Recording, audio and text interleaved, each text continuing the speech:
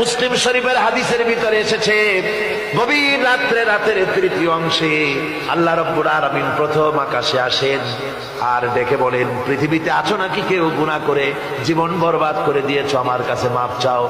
ঋণগ্রস্ত আছো, অসুস্থ আছো, অপমানিত আছো, কে আছো মাসরুম, আমাকে ডাকো, আমার কাছে বলো, আমি ডাকের সাড়া দেব, জীবনের আশা পূরণ করে দেব। ওই সময় যেই সমস্ত লোকেরা কাঁদে তাহাজ্জুদের নামাজ পড়ে, আল্লাহ জিজ্ঞেস করেন ফেরেশতারা, অমুক অমুক দেশে অমুক অমুক বান্দারা কাঁদে কেন? ফেরেশতারা বলে, রব্বুল আলামিন তুমি তো ভালো করে জানো। আল্লাহ বলেন, জানি, তবুও তোমাদের মুখে শুনতে চাই। তারা বলে, রব্বুল আলামিন তোমার এই বান্দা গুনাহ করেছে, গুনার জন্য মাপ চায়, জাহান্নাম থেকে বাঁচতে চায়। আল্লাহ পাক বলেন, ফেরেশতারা আমার এই বান্দারা আমারে দেখেছে নাকি? বলে দেখে নাই। বলে আমার দোজখ দেখেছে নাকি? বলে না, তাও দেখে নাই। আমার বেহেশত দেখেছে নাকি? বলে না, তাও দেখে